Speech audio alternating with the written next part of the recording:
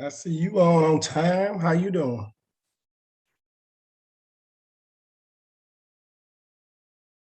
Miss Early? You can go ahead and unmute.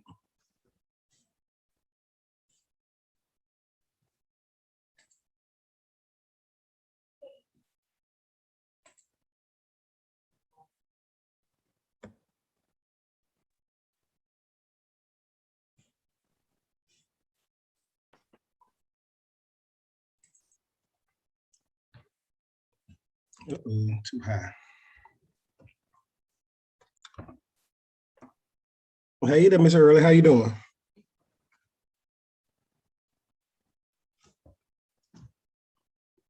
Yeah, unmute. Oh, yeah, I think you're unmuted, but I can't hear you. Okay, I can hear you now. Okay, how you doing? Okay, sir, how are you? All right, yeah, that thing recording, so you're on YouTube. Okay. I think I was put on YouTube last week. My local library, they had something via Zoom and I was on that. Oh, cool beans, cool beans. Well, other people should be joining us shortly. My email went out to them and everything. Sometimes people get on, some people don't. It doesn't matter. We do we do. That's all I do. Yeah, the email just went out at 8:33, and it is what it is. But nonetheless, so every week I have free. Me, my friend Joe, my partner, we basically have a free Zoom call. Sometimes we come with a presentation. Sometimes we come with a thought. This Zoom call is supposed to be what do Starbucks and investors have in common, and is I don't know. Sometimes I don't know. I have to give you my Facebook walk and talk page, but I got a walk and talk where I literally walk on Facebook Live and I talk about real estate and I talk about life and I talk about job and I talk about just everything that's going through my mind while I'm walking like 3 or 4 or 5, 6, 7, 8, 10 miles. Okay. The purpose is for to encourage other people to do exercise. But as you exercise, do some mental, some meditation, do some thinking. And instead of me holding it in, I just start talking about like how mortgages work, how bills work, how all kinds of stuff work, just to help the next person out. That's it. Okay. Sounds good. Awesome sauce. But I don't know what I can't remember. I honestly cannot remember my thought pattern behind when I said, what do Starbucks and real estate investors have in common? I want to say off the top of my head when I was thinking about that, because what I do is when the thought popped in my head, I got a note, Galaxy note, and I put the notes in my phone. I was thinking about how I go to one Starbucks and the price is one price. I go to a different Starbucks and the price is another price.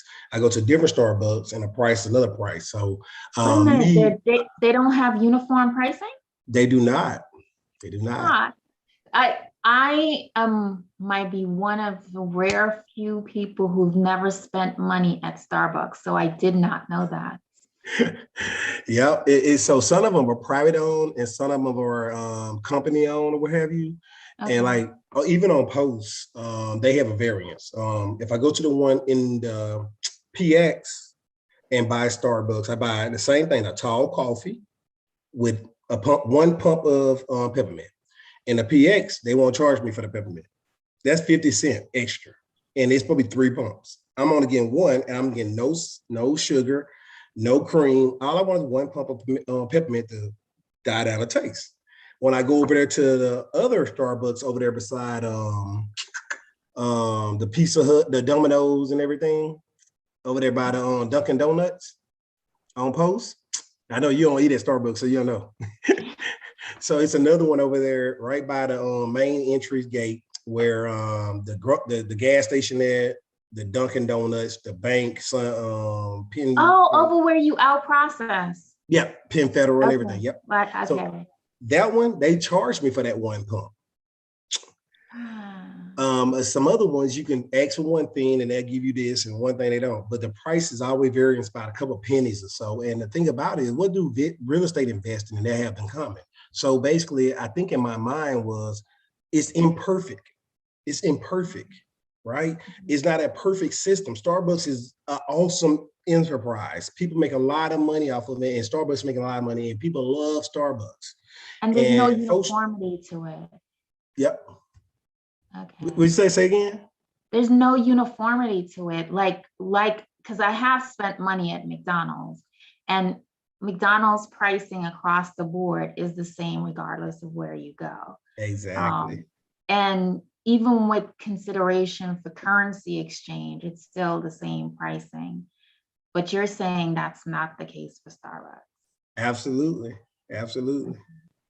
Yeah, when I go home, Starbucks costs different than up here. Okay, thank you. When I go home to Louisiana, Starbucks costs different than up here. The system that they're supposed to be using to hire people is the same, kind of like Chick-fil-A. Chick-fil-A and Starbucks got kind of sort of, in my personal opinion, I haven't researched this. They try and hire their customer service training is very strategic. You're right. They want them to be the sweetest people, the nicest people, kind people. They cater to you. And when you usually go to Starbucks, it seems like it's a friendly environment where if they mess up your drink, they're supposed to give you a new drink right away. And if you want it a certain kind of way, they're supposed to make it to your liking without a problem, right? That's how Starbucks is, and that's how Chick-fil-A is. But nonetheless, the thing that I wanted that I was trickling in when I was thinking about this is it's an imperfect system for a great organization. And us as real estate investors, we got to understand that we are not perfect. Everything we do won't be perfect. But however, we got to keep moving. And people will see your value in what you do and what you project through what you're doing. Right. And I guess it's my thought pattern. I mean, like I said, it's really honestly just a thought pattern in my head when I thought about it. And I said, man, what do Starbucks and real estate investing got in common? Put it in my phone. I said, I talked about it last week. And then last week was on Columbus Day celebration. So, hey, guess what? We didn't have things. So this week, I'm like, oh, man, what I was thinking about? But whatever.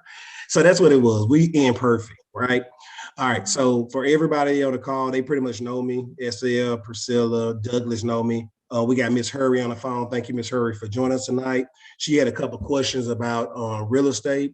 So for the good of the group and for anybody, you're more than welcome to tag in. This is a working group where we have folks that interested in real estate and interested in retirement strategies on this call. And, we just talk about real estate. It's almost like Bible study.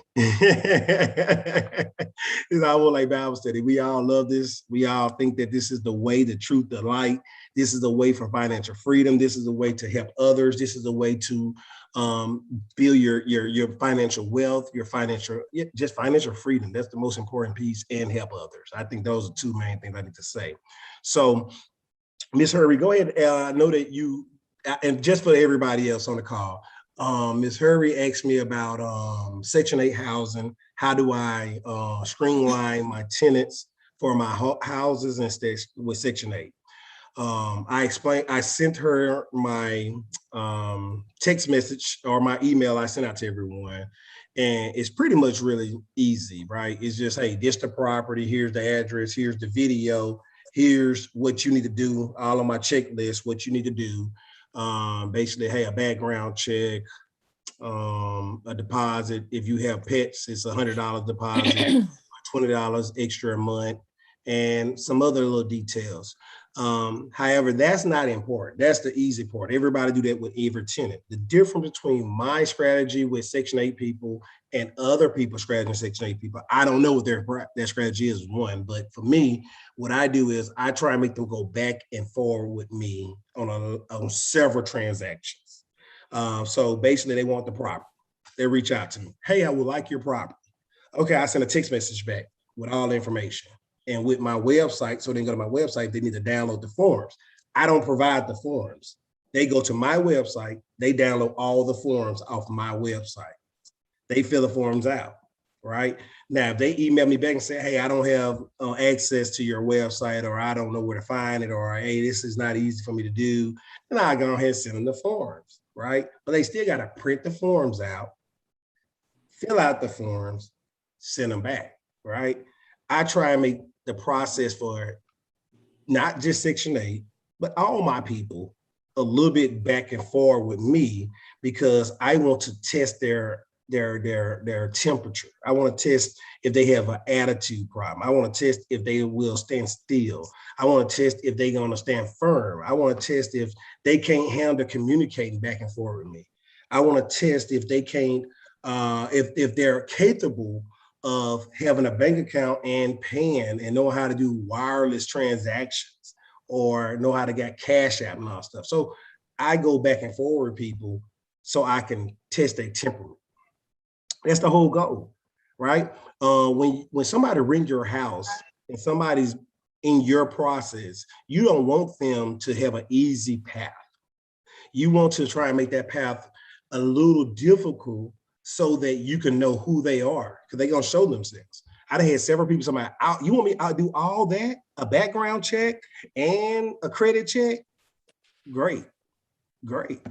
You don't want that? Fine. Get off, right?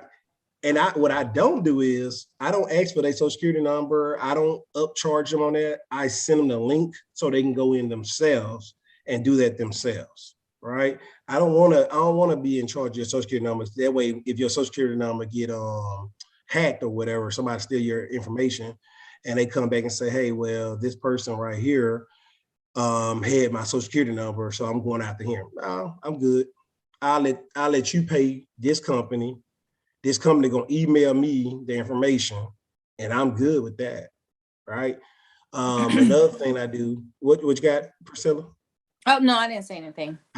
Okay, so another thing I do is I make them go to my website, download the forms. I make them. Oh, let me get this out of my ear. I'm sorry, I've been on the phone. I make them go to my website, download the forms. They print it out, they fill it out, they send it back. So guess what they just showed me? If they computer illiterate, if they can use a computer, if they know how to scan and send back. I do send an Adobe scan to them, the link to download on their phone so that they can take a picture of it if they need to do that. Because everybody don't have scanners. I am considerate enough to do all that, but they fill out everything, sign it, then I fill out my part and then I scan it and I send it back to them, right? If they want keys to my property, nah, you ain't getting no keys. I make them pay a deposit first before I send someone out there to them, because again, I do not want to waste my time. I'm out of town. I want my person that's going to show you the house, I got to pay them for that time. So if you pay a deposit, I know you're serious. If you don't want to pay a deposit first, then hey, don't do it. Now you may be saying, hey, why would somebody pay you a deposit for something they don't know if they want? I videotape my houses. I go through and I record all my rooms and I post it. I give them a link with the video on YouTube where they can look at the video. They're welcome to drive to the house. They're welcome to walk around the yard. But if you want to go in and you want to confirm, that's a whole nother story, right? And I need some kind of collateral up front for my time and for the person I got to pay for, right? So that's what I do. When I talk to them on the phone and I find out where they live. So on my application, I do have where they have to put their address they living in currently, right? So when they give me their address, I go on Google and I look up their street, right? I also maybe pay somebody to drive by the house and look at the house. I think on my application, I have something about, do you mind if we visit you?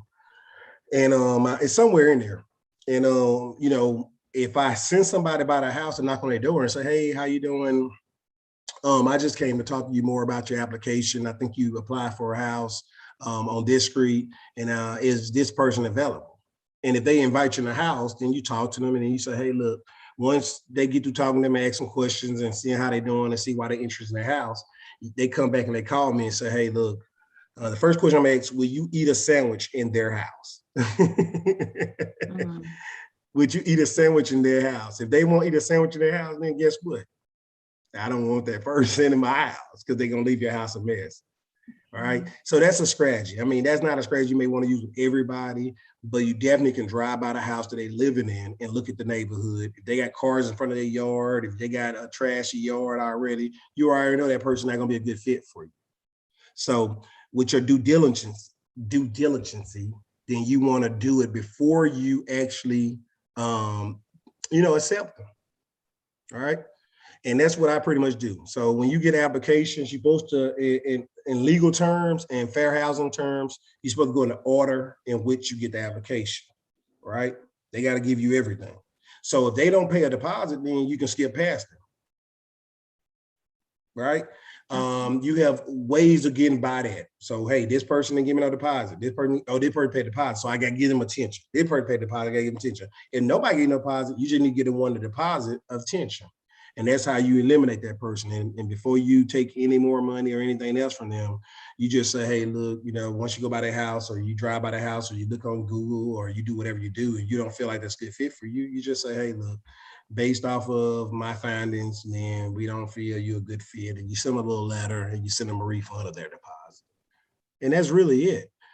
Now, with my application, what questions you have right there? I want to run past everything. What question you have? Anybody? Well, for me, it's trying to figure out, well, I guess that's part of it too, because a lot of them have just caused so much damage to my property in the past. And I'm just trying to figure out how to screen better so I don't end up having to make repairs that are damning. Like I mentioned, one of them broke a granite countertop. Like in my mind, I'm still trying to figure that shit out. Excuse my language, but like, how does one do that? There's Another two things. one. One, you don't want no granite in there for no Section 8, huh? But look, Well, so tell me this. All right, how about this? Let's back up. I told you my process, which is great for going forward. Now, tell me, what is your process? Let's go that way with it. my process has been paying a realtor to find me a tenant, and they have been mostly misses. There have been very few hits, and the hits, because the property is in New York, and the hits ended up leaving the state, or what, there's improving their situations and moving on. So that's really been my process, a realtor finding. So what agreement you and the realtor have?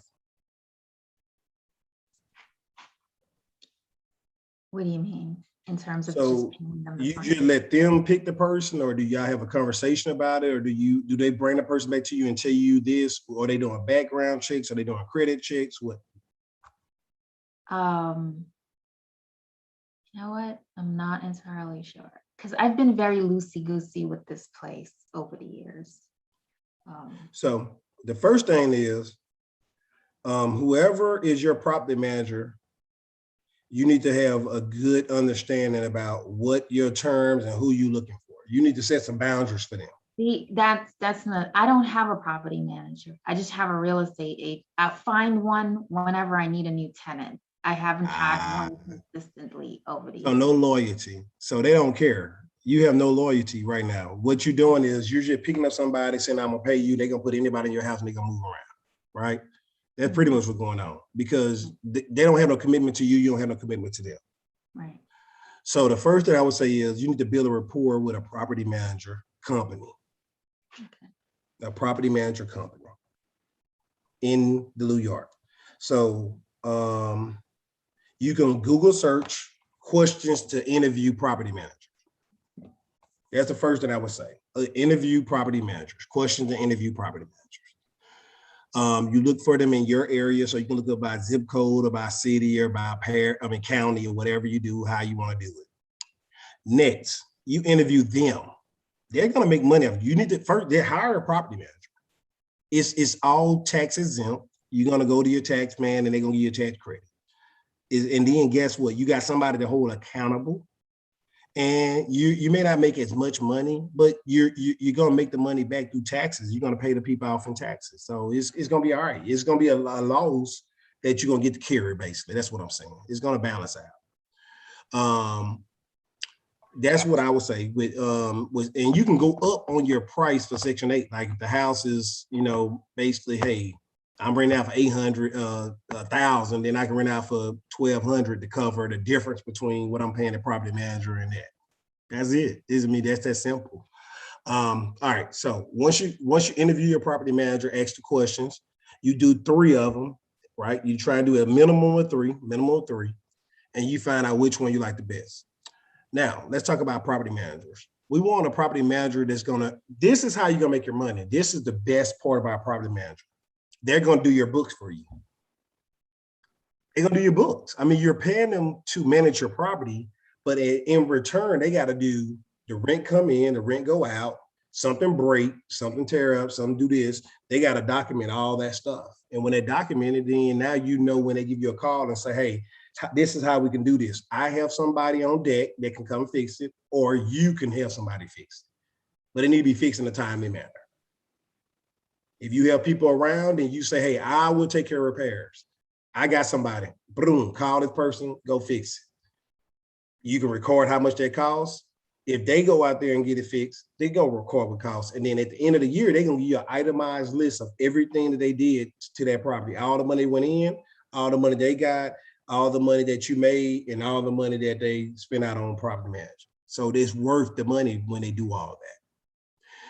You should not be paying for one property. You shouldn't pay no more than 10%. If you can get them down to 8% or 6%, great, but no more than 10. Anybody over 10, that's highway robbery, to me, in my opinion. Now, New York, you need to check New York. You got to get with your REO, the real estate organization or real estate group, and check with them and see if the price, what the percentage of property manager you go for. But for one property, 10% is fair. Anything over 10% is not fair to me, in my personal opinion, but I don't know New York market, so I don't want to overspeak. When you got several properties, like 5 or so, then you can get the property down to 8% or 6%, right? If you got several, because they're making a lot of money off of several properties. When I hit a property manager, I think I was paying like 5%. Okay. And that was fair because I had gave her 3 houses. But I got the gift of gab, so I talked her down. But I was not satisfied with her performance. I was happy with the bookkeeping. That was worth it, but it wasn't worth it on the performance when you call me and say, hey, a tenant have a dog in the house.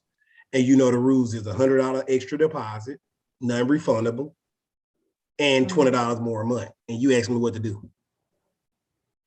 Do what you're supposed to do. Charge them that $100 or tell them to get the heck out. All right. And then somebody else had some issues and she come back and forth and kept asking me, well, let's work with them. Well, what I need you for if I'm working with stuff? I'm the nice guy. I can't say no. I can't be mean. I hired you to be the butt. I hired you to be the jerk. I hired you to tell them to get out if they can't pay.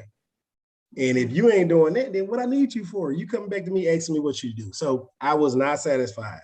I had a property manager in Mississippi. He put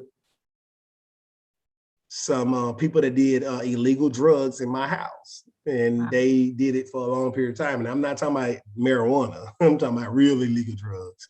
And they weren't paying rent and he wasn't getting the money, but he wanted his money. I'm like, how can I pay you if you're not getting the money from them?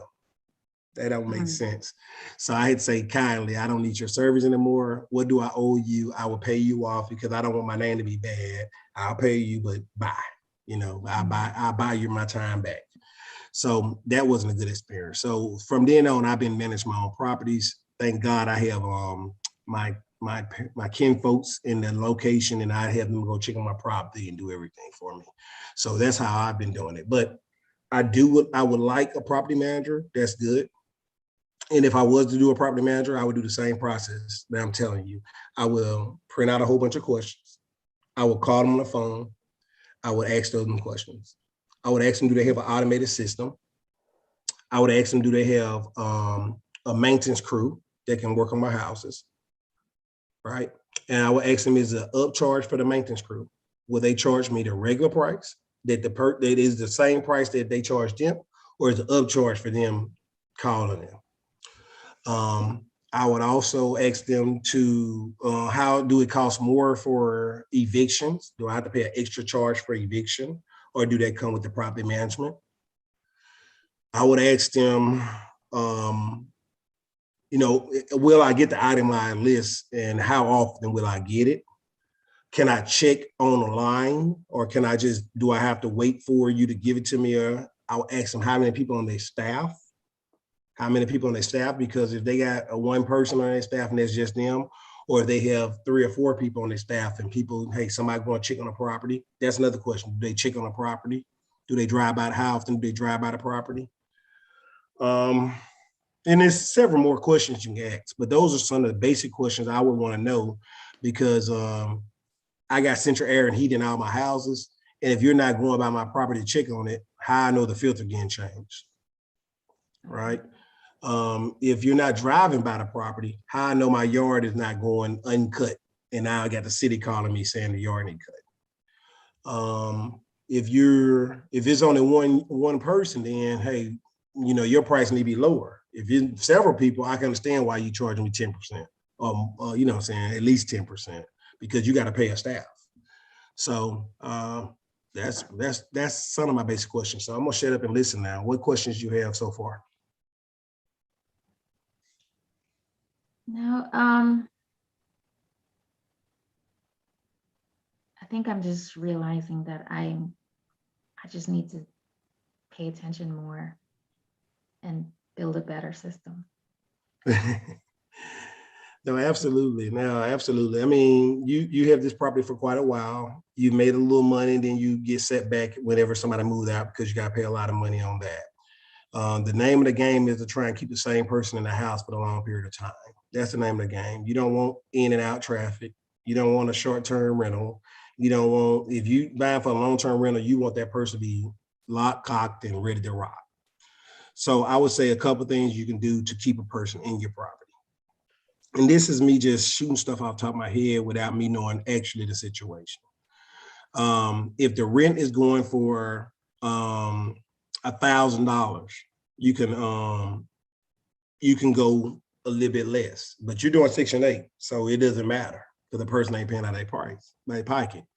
But you can also give gifts, Christmas or New Year's or birthdays, gifts. You build a rapport with your renter and they like you and they don't want to leave you because they know nobody else going to do those things. Nobody else going to give them a gift for their birthday. Nobody going to give them a gift for graduating from high school, or the kid graduating from high school, or send a little card. Those little things make those people they become loyal to you and want to keep with you instead of running away.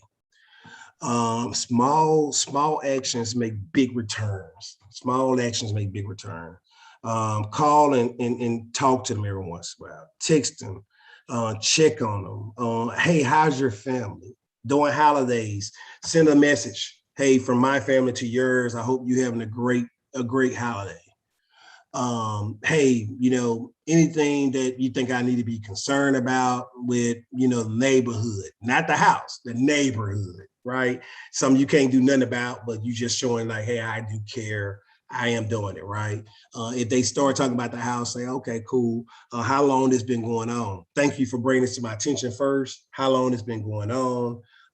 Dig more into it so that you can make sure that it's not, like if a faucet is dripping, you don't want that faucet to drip for a month or two. That's going to tear the floor up. They're going to tear the baseboard, the floor part of it, the bottom part. So, when they bring some to your attention, it's not always a bad thing if you can nip it in the bud, right? So you want to kind of open a door to say the neighborhood. And if they narrow it down to the house and say one thing about the house, 2 things, then they bring the attention and you say, hey, how long this been going on? And then they say, well, within the last week or two, like, okay, then cool. I'll get somebody back there to check on it and just go from there. And then after they check on it, that's when you'll bring it to their attention. Hey, look, this is something that you caused because of this. So I'm going to have to add this to your, you owe me back for this. I'm going to pay for it to get fixed. But you can pay me monthly or a payment plan, or you can pay me all at once. This way, they own it. It's their problem. And you tell them that, hey, I'm willing to work with you with a payment plan since this is unexpectedly. I'm going to get it fixed. But in the future, if you don't pay me back, then when things break like this, we're going to have to go and ask you to leave, or, you figure it out how you talk to them, right? That's something I do. Oh, I think I do have a question. So how do you handle a situation where, like, in my property, there's only one water meter? Mhm. So how do you sparse out payment for water usage when there's only one meter? How many other units around? Two And who own the other unit? other tenants. They two tenants? Yours? Yeah, the building is fully occupied by tenants. I don't live there. But you don't know who the owner is of the other tenant? Yeah, they're my tenants. It's Oh, how just many tenants you have? two. Okay, so you got duplex. I don't think New York calls it that, but yeah. Okay, a duplex when you got two tenants in a unit. Okay. So what you can do is, I mean, how are you doing it now? Did you say you can cover the cost of the water bill? I paid a water bill right now. All right. So what you could do is you charge both tenants a set fee for water. Like basically, hey, you split that, whatever the water bill average, you can call the water company, X what's the average of your bills are. And then you write a note to the tenant and say, hey, 60 days out, you're gonna incur this $60, whatever the water bill is. We're gonna start charging a water bill, and you give them 60-day notice, or 90-day notice, whatever you want to do, because you already been paying a water bill, so you ain't got to be like, hey, next month this is happening. You want to give them due diligence, so you can say, hey, look, just FYI, in 3 months, 90 days out on this day, you will incur a water bill for this amount, additional bill about this amount, or utility bill. Who paying the electric? They got two different electric meters. No, they pay their electric, but the water meter, there's only one water meter for the building. Okay, and how about gas? What about gas? They pay. They're paying that. And then what about waste? Waste is not a charge in New York. Oh wow. It's not a charge unless you don't put out the trash properly, because New York has sanitation police that actually come out and check to make sure that you're recycling. And if you don't recycle properly, you're given a ticket. Now who pay that ticket? Right now I do. Nah, you need to put that in your rent. I mean, you need to put that in your contract that they pay that. Okay. Yeah, any any fees or tickets or anything that incurred, they will cover it. And they have 60 days to pay it off. So basically, hey, you get the bill, you pay the bill up front. They have 60 days to pay it off.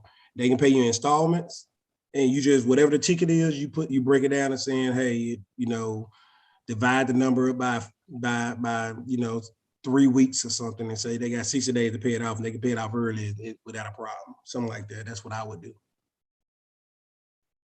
So in your letter that you can write one letter and add all this stuff to it. I mean, okay. You check your laws. I ain't no lawyer, so I can't legally tell you what to do, but I'm just recommending some stuff to do. So check the laws in New York. If you need to write a new contract, you can write a new contract or whatever, but you can say, hey. Well, I have to write a new contract anyway, because, one of the tenants, she's been there a long time and wants to stay. The other one, I'm in the process of evicting, and New York tenant laws are friendly enough as is, and then in the midst of a pandemic just became a whole lot friendlier to tenants. So that's now, did you try for any assistance? Have you looked at any assistance, New York assistance, like on Caddo? I got most of my rent house in Shreveport, Louisiana, and they have Caddo assistance. What is that? That's where you apply. Basically, you can apply for your tenant, or you tell a tenant to go apply to a link for New York or whatever, and they apply for rental assistance. And basically, they'll pay the full rent for a whole year to 15 months. Is that because of the COVID? Because of COVID. Okay, I'll check. Yep. So just look up New York rental assistance, New York COVID rental assistance, New York rental assistance, New York the natural disaster assistance. I mean, look up any kind of assistance dealing with rentals in New York, and put the word New York in it. And if that come up, then you just, the tenant got to apply, you got to apply, you apply, make your landlord porter. And on your porter, the tenants go, you can send a link out to the tenants and they can fill it out. And it's all on the computer. They got to scan the contract. They got to scan, you scan in how much they owe you. You got to itemize it per month, how much they owe plus late fees. And they're going to pay up to a certain amount of late fees, and they're going to pay the whole rent for up to a year to 12 months, 15 months. I don't know about New York, but I know that's what they're doing in Caddo. Okay. Well, I can see about trying to recover some of her past payments for this period. Absolutely. Now, the thing about it, you got to give them an eviction letter. You got to give them the eviction letter. Oh, You got that. She's got that. All right, cool. And that's another thing. Yeah. Okay. So for Caddo, it's called Caddo COVID Rent Hit. Caddo Parish ERA Program Portal. So it's the Caddo Parish Emergency Rental Assistance ERA Program. Provide rental assistance for Caddo Parish renters facing COVID-related financial hardships. Yep. Online step-by-step application instructions, tracking, utility assistance, application, landlord registration, rental referral, document management. Applications will be accepted starting April 1st. They got phone number and everything. They open from 8 to 4:30. So I have what I do is I save a lot of links on my desktop on my phone, and I go back to them. So that's how I got that quickly. But so the main thing I would say to recap what I kind of went over is 836, and is make a program where the tenants go back and forth with you.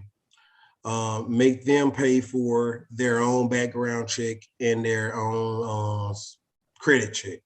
Okay, so do you have a company that you recommend that I could? That link I sent you, and I sent you a link. Okay, I'll go into that.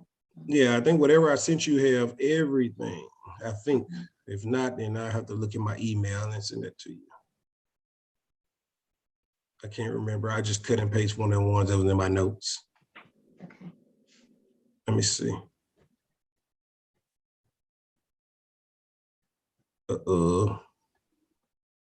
Oh yeah, background checks and credit check. Yep. Okay. Cozy. Home.cozy.co. If you want your background check and a credit check, home, HOME, .cozy, COZY.co. So that's who I use in my background check and my credit check. So for the good of the group, my text message I sent Miss Hurry was, greetings. Thanks for inquiring about blah, blah, blah address.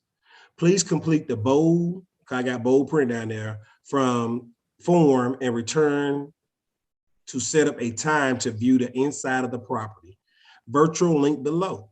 Please download forms from, my website. And then I tell them the forms: qualifying poster, employment verification, landlord verification, Williams Realty rental application, animal application. So you call it animal application because you don't want to put pet, and you don't want to say dog or cat. You just want to say animal, because some people got squirrels, some people got what they call pigs, they got all kind of iguanas, all kinds of stuff. So just say animal, and they got to take a picture there. On my animal application, you take a picture of your animal, and I know that's your animal. So you can't be dog sitting somebody else's dog. What you got? I don't allow animals. You don't like? Hey, look, if you got corporate, then I understand. I don't have corporate too in my house. Oh, I don't, but I don't allow animals. Look, that's an extra $100 deposit. That's an extra $100 and $20 a month. But, or some people are more, but that's what I do. So the other part is, or fill out those documents at Google Documents. So I got Google Docs. I also got a link for Google Documents with all those on the link. So if you can't go to my website, then go to Google Docs, right? Minimum requirements. You should always have minimum requirements whenever you're giving out stuff for tenants. Don't laugh at this one. Clean, responsible, and rule-following tenants. Clean, responsible, and follow and tenants, right? I don't want you, if you can't follow rules, I don't need you in my house. If you not responsible, I don't need you in my house, and clean, you don't need your house. So people can't say I disqualified you based off of you not being clean. I can do that. That's part of the fair housing. I told you on my paperwork, you got to be clean. And if I go by your house and your house ain't clean, then you disqualified. If I drive by your lot and your house is not clean. All right, so income must be 3 times the monthly rent. You must have good references, no evictions, clean background and credit check. So that's where I work with you at. Everybody don't have good credit. And good credit means I have no credit is bad credit, basically, right? No credit is bad credit. So I can work with you on the credit. But I'm telling you, you're supposed to have clean background. So if you have a bad background and you got bad credit, you know, you out the window, right? I have a question about the income. Mm-hmm. You can say that with a Section 8 tenant? So it doesn't matter when it's a Section 8 tenant. You can it matter about you and your criteria for renting your property. Because you're advertising this to everybody. Okay. So when the Section 8 person comes, you may want to be lenient on that end because the government gonna pay for it anyway. Okay. So that's when you work with them. So the whole person with the fair housing laws is you put out the information for your criteria. If they meet your criteria, they do, and whatever you do after that is that. Okay. So completely fill out application. You just don't know how many incomplete applications I get, so you automatically disqualified.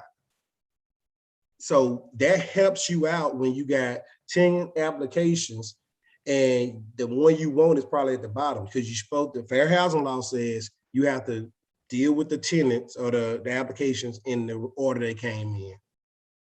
So how do you do that? You have to have a date and time on your application. Right. So when they do the application, if you got a date and time on there, you know when they did it. Now, if somebody didn't put the time on there, that's incomplete application. So they automatically disqualified. Yeah. So you pretty much kind of like set the pins up to roll the ball in bowling and knock them down. They got the ball in their hand. They gonna knock their own ball down, the pins down. So the next thing is security deposit, verification of residence. So a verification of residence means I'm telling you, I'm gonna verify you live there. So when I know earlier you like, who would go knock on somebody's door? Guess what? I said on my minimum requirement, I gotta verify you live there. So whoever I send by the house knocking on the door, hey, how you doing? Is this person there? If that person don't live there, then guess what? You ain't renting my house. You already lied to me. Using your mama address, using your uncle address, using somebody else's address. That means you homeless, I guess. So I'm not renting you. I don't know where you live, right? So that's minimum requirements. I give them the Adobe scan link. I say fill out, sign, scan Adobe app Play Store, or take a picture of the application and send back along with a picture of your driver license of everybody, all applicants over the age of 18, right? If you over the age of 18, I want to know if you're in my house. Because if you have an 18-year-old child and you just got the mom and dad or just the mom or just the dad information and you evict them, you evict the grown person. That 18-year-old get to stay. But check your laws in your state, right? But 18 and older. In New York, it's more like if that grown person is an elderly, they get to stay for, yeah. It's important to know the rules. I learned that one hard. Yeah, it's important to read the rules. I mean, you gotta go to your fair housing laws, New York or whatever, or fair housing laws, San Diego or whatever state, city, country, parish, whatever the hell you got to go in there and download those and read that stuff before you start putting people in your property to know who. Now when I evict people, I put the names of the people I know and all known or unknown persons, parties. I forget the exact language, of legal age and potential minors. I forget what it is. Basically, all of you who are in here gotta go. Yeah, so you want to make sure. So two things about that. One, you want to make sure that you capture everybody on the actual application, right? And the actual contract. Because you should have in your contract nobody should stay in your property longer than a certain amount of days. If they stay in your property a certain amount of days, then they consider living there, and it should be an extra charge per person. Right? If you read your laws in your city, it tells you, or your parish, your county, or whatever it is, it tells you how many people can stay in a dwelling at one time. So that's why you want to kind of control how many people allowed in your house at one time. If somebody got somebody else living in your house, then that person got to pay. I got $75 a person. Okay. If you got somebody stay there longer than 5 days. So if I'm renting to a boyfriend, a male, and his girlfriend decide that she want to move in, then she's not on my lease. You need to be paying an extra $75 a day for her. Okay. So it's a way to kind of control things. Now, the thing about it is, again, if you have a property manager, they should be going over there monthly, checking on your property. Right. If they're checking on it monthly and they see the same person there 2 months in a row, you need to be sending a letter out saying, hey, it looked like someone has moved in. The rent is going up to this price. This person shouldn't be there according to this line, this section, blah, blah, blah. It looked like it's apparent that someone living there. Then they have to prove that person not, or that person shouldn't be answering the door no more. So that's one way to control that. But again, it's just ways to kind of control it, right? So let me go on down to the next part. I got my rent, my deposit, my first month total. So I spell it out because a lot of folks act like they special when you say your rent and your deposit. They don't understand that, hey, this is how much you owe me for the first month total, the deposit and the rent, not portions, not a piece, all of it. And then I got an animal fee and an additional $100 animal fee deposit, non-refundable, and $20 a month extra. Looking forward to growing with you. Please view our link below. We are unavailable to physically show the property. Here's the exterior, here's the interior. More properties can be found at this site. Background check can be completed at this site. And then I said, thank you in my little signature statement. So I sent it out on email, I sent it out on text message, I sent it out to whomever applying for my house, right? As they come back, you got the order. So the good thing about it is when they email you back all the information, you got a time, date, stamp when they emailed you. When you, if they send it on Facebook, you got time, damn stamp. You got all this stuff on, yeah, that's the bottom line. You got something that's showing a time record of who you do it. And you go back and forward in the order from the bottom up where you go through your tenant screening, right? Once you reach out to that person, you have a conversation on the phone, either you get a warm and fuzzy or not, right? But I'm not showing you no property unless you put something up. You got to put some money up or deposit down or something for me to get somebody out the bed and tell them to go show you a property. You can look at the videos, you can look at the links I gave you, you can walk around the house, you can look through the windows because I leave the windows up so you can look in there. I do those things, but before I send somebody out there, I need you to pay me some money. Some kind of deposit, $50, $100, $20, I don't care. Something to show me you serious so I can pay the person that got to show you the property. Okay. You got any more questions? I think I hope I helped you thoroughly. Oh, you did. I just got to be better at this. Actually pay attention from now on and write a different lease. Now, do you have do you have a Gmail account? I can create one. Yeah, you definitely should create a Gmail account. Are you doing this stuff in your personal name in your house or your house in the LLC? It's under my name. Yeah, you need to do that too. You need to put the house in the LLC. Get out of your personal name, deed the house over to your LLC. It's a lot of things you can do. So we need to be following up. But definitely, yeah, we definitely need to talk about it more. But that's what I would say right now. You need to definitely update your lease and put some keywords in there, put some fees in there. You need to write a letter about the water, put that on, split the water bill between them. You can call your water company, ask them what's the average of your bills. And then you can look at your monthly costs and everything. And you can go a couple dollars more because water company go up on their bill every month, every year anyway. So if you stay ahead of them going up on it, you'll be a good. Okay. And you just add that to the rent each month. Okay. That's it. Anybody else got any question? I know Miss Hurry had some questions and she reached out to me and I asked her to bring the questions to this call. This is a call where I want to answer everybody's question this way. I don't have to take our time through the week and through the days and do all that. I mean, every Monday, people get on this call, ask me any question they want, and I can do it for free right then. FYI, everybody, Joe got on and got off, but he got me on Fiverr and he's on Fiverr. So we doing a great deal now. So in order for us now, I mean, this is cool. Some people may not think cool, but I know a while back ago, I was charging like $50 or something, or $25 or some mess. I don't know. I can't remember. Some people paid me. I got paid too.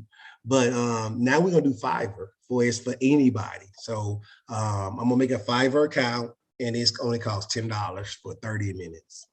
And they can ask any questions in that 30 minutes. And we go from there. And then if they want to, after that 30 minutes, they pay $10 again. And we do it again. Now I'm gonna have on different packages. I think I did my 10, 45, and $75. $10, 45, and $75. That's the 3 packets. I think it's 3 times, whatever the 3 times is. So I think it's 30 minutes, 125 minutes, and 225, something like that. So in the 225, that's like me getting you from start to finish to closing. So it's not one section. It's like, hey, I start the clock, we do the Zoom call, I answer your questions, I turn it off. The time is on the thing, I subtract that time. And once we get to the 225, then hey, either more money or whatever. But it's a way for me to help people and get compensated for my time. And it's a way for me to track what I'm doing and the value I give people. And that's why Joe said it. Hey man, we got to start tracking our value. We got to start getting reviews. We got to start doing some things. And I love it. I mean, it's cheap, it's affordable. And if a person comes with all their questions ready, just answer, and get it going. So that's how we're doing it. And then I do it for free on these calls. So anybody on these calls, and y'all invite other people. This is pretty much a standing group right here. They always on, and I have some other people that I guess I'm not sending emails out like I used to. So as much. I send them out at the last minute today. But bring your questions, bring your things. I got the podcast still working. Thank you, Miss Priscilla Adams, for helping me out with that. We still got the podcast. I'm gonna take all this stuff on the Zoom call, put it on the podcast, and they'll be there for your recording. We got this on YouTube. Like, share, subscribe, ask more people to join, and let's keep this thing growing. Any other questions from anybody else? SL, you ain't got no questions?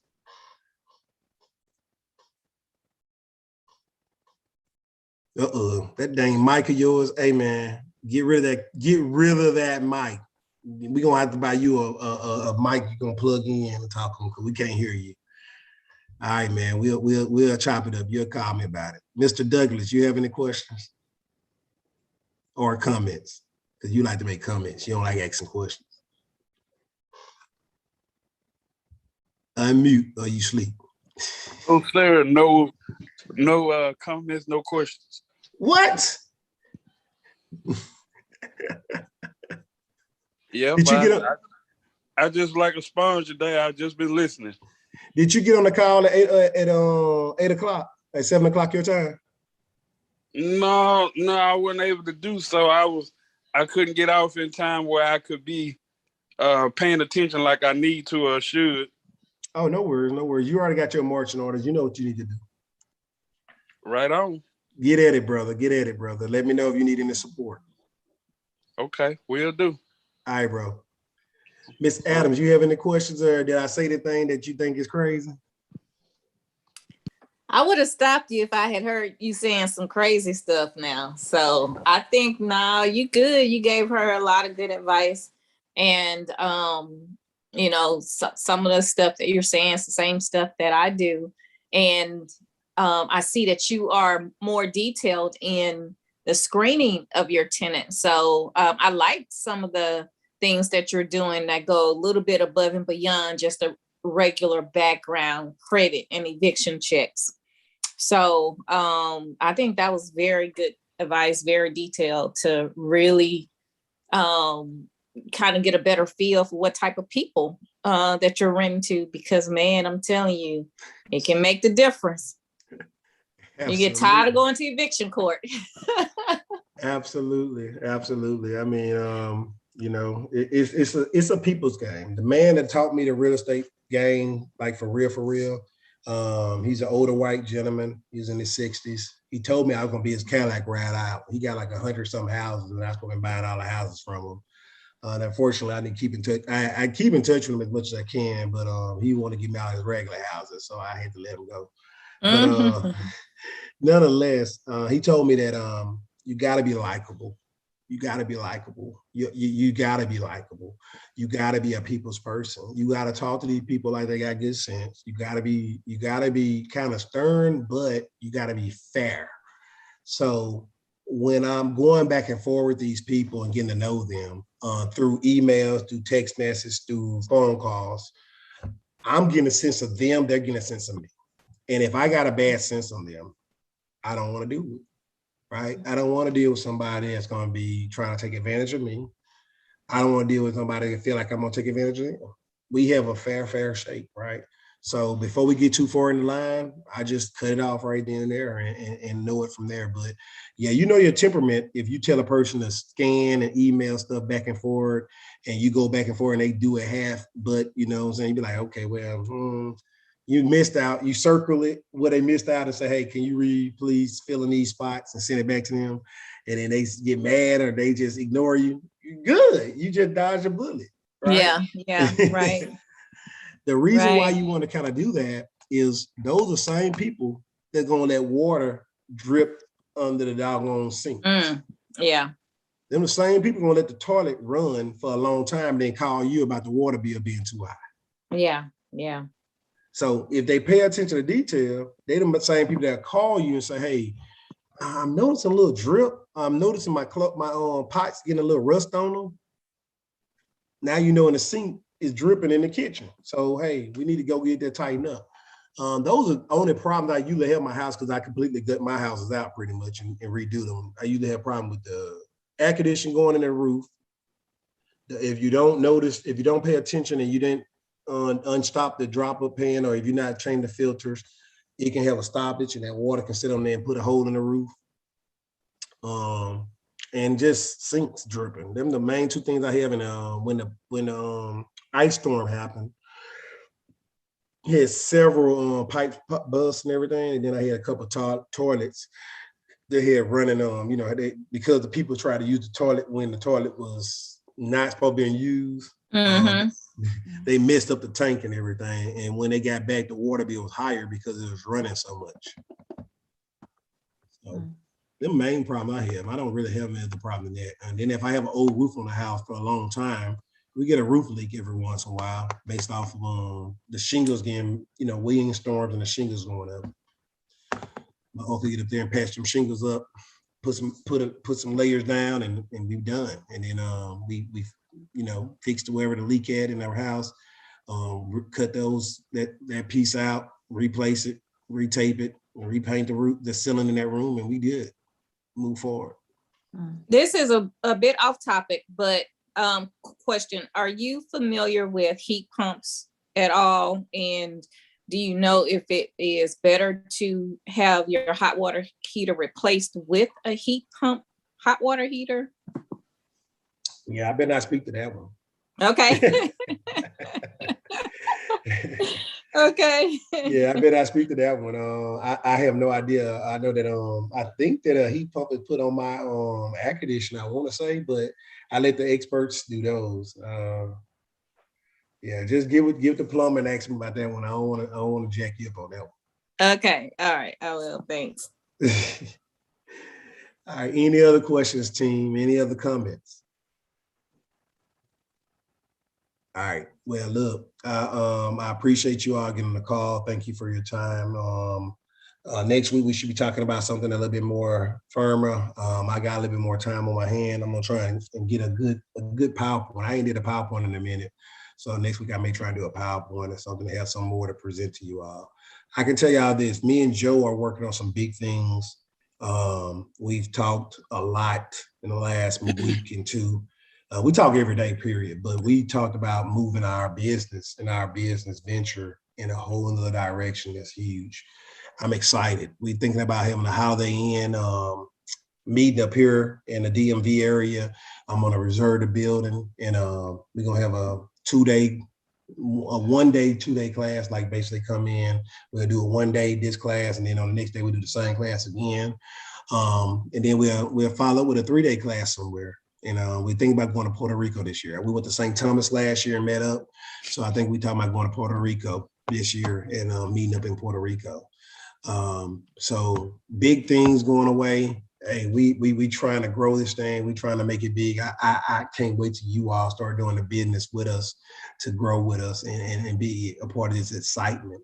I mean, it's exciting to make the money we're making off of our rental properties. It's exciting when we do fix and flip partnerships. It's exciting, the stuff that we're doing now together. And can't wait till you all join us with making that Sunday's money. I mean, because we growing. I got a whole new logo for the investing now. I mean, we just growing. So I'm excited. I hope you all get involved soon on a fix and flip, on a rental, on a wholesale, on something to make you some money, and see why LT's got this Kool-Aid smile. So keep up the good work, keep moving forward, keep learning, keep leaning forward in the foxhole, and keep your eye on the target, and pull the trigger. That's all I ask. So, hey, y'all have a great evening. Y'all got my number. Hit me up if you need me. Text me, email me, and I'm gonna send y'all out some stuff so y'all can start doing some reviews, man. I need more reviews. Y'all send out to your buddies, tell them to give me a review. I'm trying to be on my review list up again. Okay. All right. If y'all don't have anything, good night. Thank you for your time. All All right. right, night. Good night. Good night. Thank you. All right.